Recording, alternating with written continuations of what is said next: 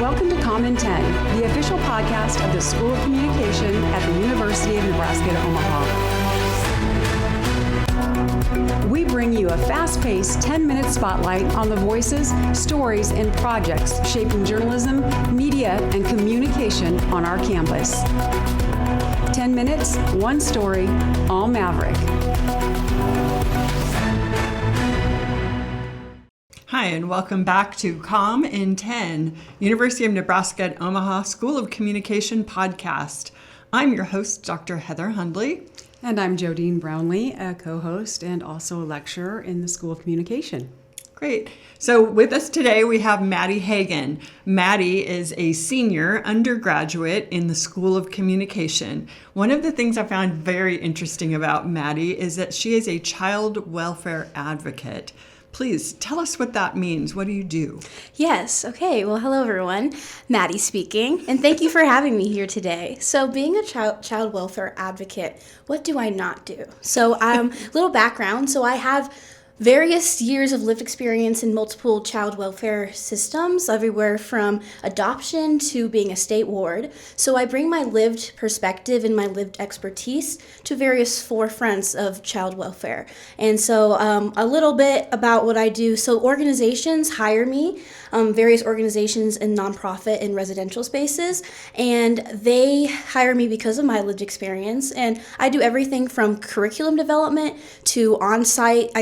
Sometimes I fly out to the sites, their locations, and do reviews of the on-site reviews to see, from my perspective, to see if the youth are being adequately served and also ensuring that we're using best practices when serving young people. So of course, using my lived experience, but also having research. I also work at the Juvenile Justice Initiative here on campus, housed in the criminology department, and different professionals everywhere from police officers to probation officers. They come and get accredited through this program through the Juvenile Justice Initiative, and I do trainings and interventions with them, like I said, to teach them best practices, different models and research that I've collected along with my colleagues, and share this perspective with them so they can move forward with best practices with youth. Oh, Maddie, Wow. That's amazing. That work is invaluable to so many people. So I know you take a lot of your messages to the national, Yes. on the national level, and you work with child care services and foster care. And so what do you do there, and how can you advocate for them, for all these folks on that broader stage? That's a great question. So I have the privilege of working for the Association of Children in Residential Care. It's ACRC. It's an international organization, actually. I like to think of it as like a big collective of different organizations, but also researchers, everyone is involved to ensure that young people are being treated fairly and adequately. And we have a conference every year, housed in these states, everywhere from Boston to Chicago. I had the opportunity to go to Phoenix, and we have this conference, and I get to speak as a change agent with a collective of other lived experts. And we give, I guess, the word's escaping me. When you go to conferences, I'm sorry. Presentations. Presentations.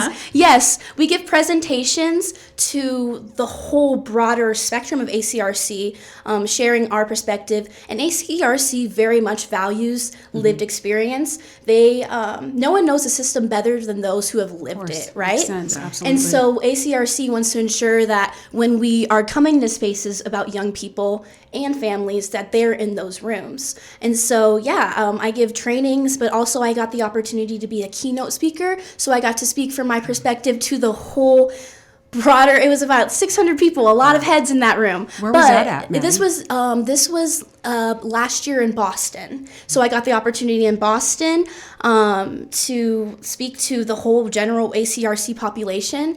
I also get the opportunity to help plan the conferences and just to ensure that youth are at the forefront in every aspect with child welfare. Wow, that's amazing. So you'd mentioned that you were adopted and that Yes. you're a product from the foster care Yes. system. Yeah.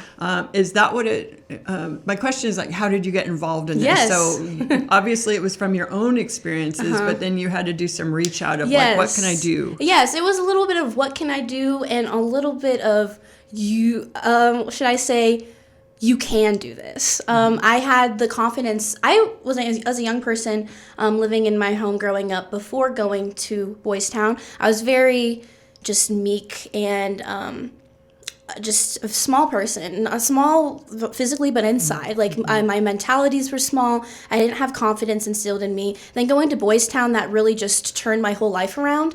And I kind of grew into a person, and my family teachers actually told me, you should run for mayor of Boys Town. And I was like, are you kidding me? That's crazy. And my family teacher, Kyle, was like, you're going to run for mayor of Boys Town. So with that, I obviously campaigned, and I got elected the 121st mayor of Boys Town. Wow, and with that, excellent. thank you so much. And with that, I got to serve not only my peers, but people of my town. These are people that I lived with. These were people that I saw every day in the home, at school. And so I got to advocate for them on a community level. And this kind of just instilled in me that I can change the way that people look at young people and the way that systems react to young people.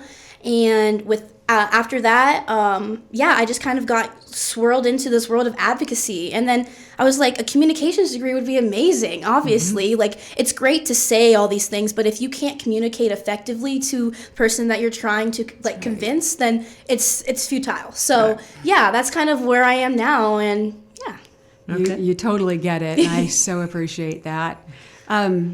Wow, what about Mayor of Omaha, Maddie? Maybe someday.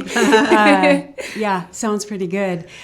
So where are areas, and I know that this is so much longer than a 10-minute conversation. Right. We could talk on the national stage, but if we could bring it back even to Nebraska, do you work much with Nebraska in this area? And where are areas that we could improve upon for our youngsters?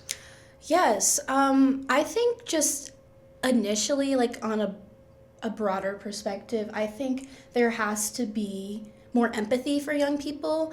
I think that a lot of people look at the children within the system as opposed to the system that children are in, so what they are being reacted to. And I think that there has to be more empathy for these kids are struggling, and what can we do to ensure that they are being equipped with the resources so that they don't end up in places like probation and places like being on the streets and the homeless population and stuff like that.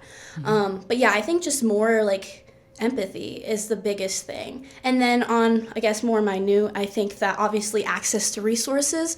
We say a lot of times we look at, like I said, the cause, we look at the effect as opposed to the cause. So I think that there needs to be more intentionality with ensuring that young people have equitable access to resources, especially in the state of Nebraska. And that's something that we very much are kind of lacking on. So. All right. Real quick, because Jodine has one more question after me. What advice might you give to somebody interested in fostering a child? Yes. Best advice, Best advice. I think when you are fostering a child, obviously you want to do good, right? That's obvious. Obvious.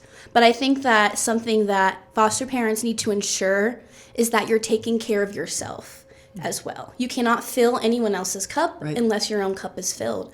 And so that means from a resource standpoint, from a mental standpoint, from a financial standpoint, all of those things you need to ensure that those are taken care of before you accept a young person into your life. Great advice. Great. Really is good advice. Something a lot of folks might not think about, but what are your next steps? Where do you see yourself going from here? Oh, where don't I see myself? You're graduating in May. Yes, I'm graduating in May. I'm currently looking in the process of applying to master's programs. So that'd be awesome if I get into that. I do want to obviously stay in the world of advocacy. My ultimate goal is to work in the world of policy, because I think it's great to be in a room and talk to people, but I think it's another thing to have policies and legislation to ensure those things are being taken care of. And so, I just hope to change the system for young people and make it better make it better than where I came from in the system. Great. Thank you so much for being with us. Thank Maddie you so Hagan. much. Thank you. And thank you for listening to Comm in 10. Please join us on our social media. Come to the School of Communication website and you'll find our socials. Perfect. Thanks for listening to Comm in 10, a production of the School of Communication at the University of Nebraska at Omaha. New episodes drop every other week, so be sure to subscribe on Spotify, Apple Podcasts, or wherever you listen. And don't forget to follow the School of Communication on Instagram, TikTok, Facebook, and YouTube for the latest episodes and behind-the-scene updates.